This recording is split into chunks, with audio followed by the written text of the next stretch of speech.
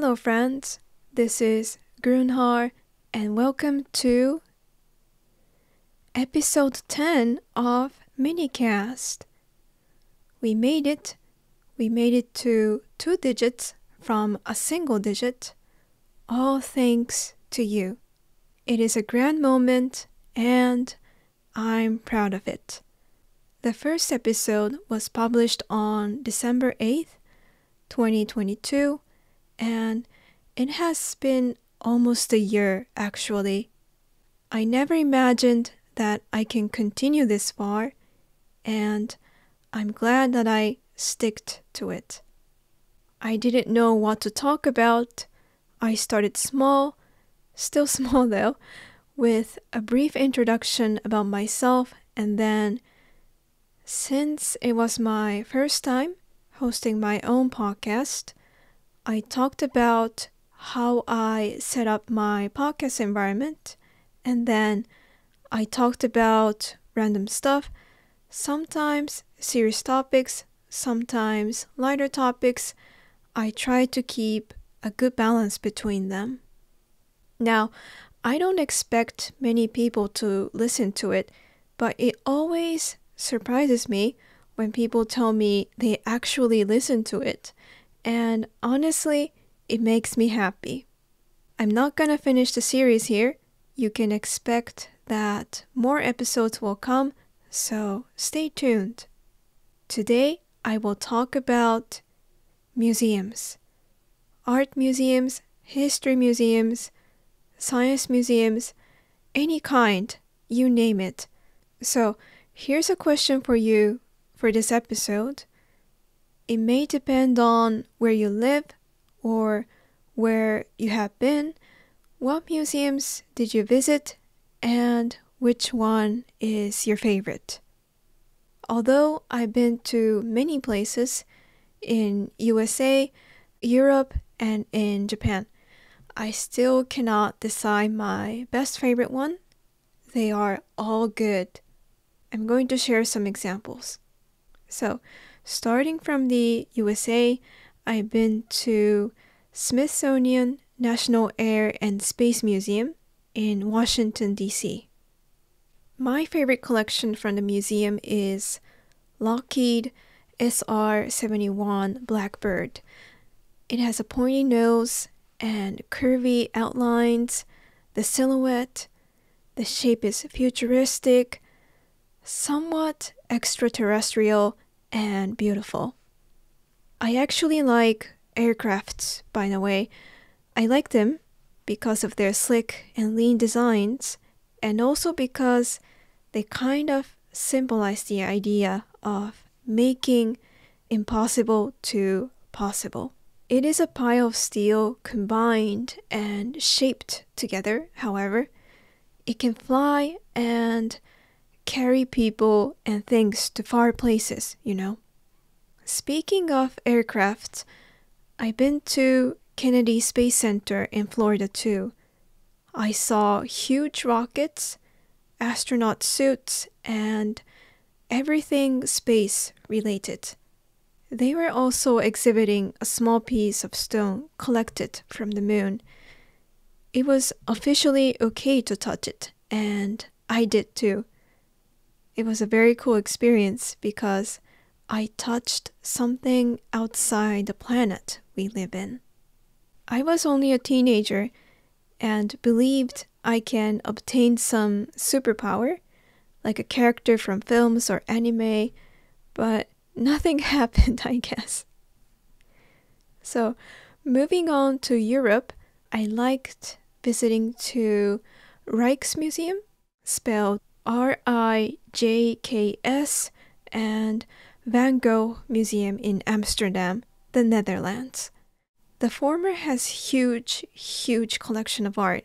I think the official website said it has more than 8,000 items, including the works by Rembrandt, Vermeer, and other European ones. You can literally spend a whole day there. And for the latter, I just simply like Van Gogh's artworks, the brushwork, and the usage of colors too. they are visually pleasing. I even visited a special exhibition held in Tokyo as well. And if you go further north up there, I recommend the Swedish History Museum in Stockholm. It has a bunch of rune stones, swords, and other Viking stuff. And don't forget the Viking Ship Museum in Oslo, Norway. You have to see that. They exhibit well-preserved Viking ships there, especially the one called Oseberg. It is almost 1,200 years old. How magical is that? The museum is currently closed for renovation, and I can't wait to visit there again one day. I would be pretty much happy if you take me to museums, like a small child brought to Disneyland or Universal Studios or something.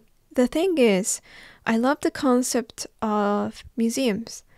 What I really like about museums is that they let you learn new things or relearn things you already know at your own pace, and you don't have to be in a specific social category to do that. For example, you don't always have to be a student.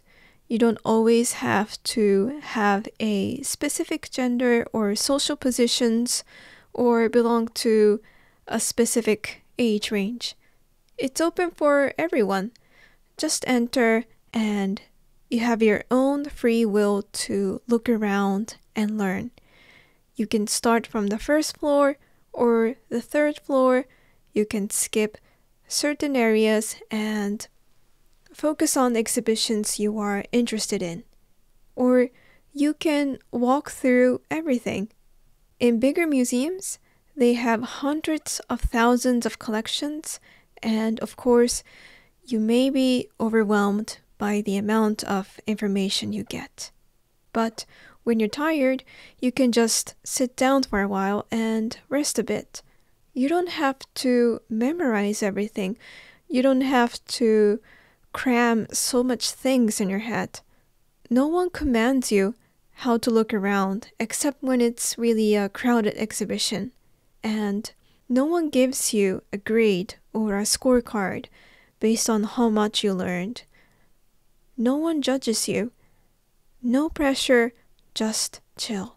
For these reasons, I prefer this style of education compared to that of schools in general. Now, don't get me wrong, I also learned a lot at schools. I learned how to read Japanese classic literature. I learned fundamental theorem of calculus. I learned basic chemical equation, German grammar, and etc. They provided me a lot of learning opportunities, of course. My point is that when it comes to education or learning, schools are not always everything. I mean, it's pretty cool that we can learn things from museums or on the internet. Knowledge is becoming more accessible these days. I've been always a big fan of museums, and I had this small dream of working at museums as a curator and become a part of them.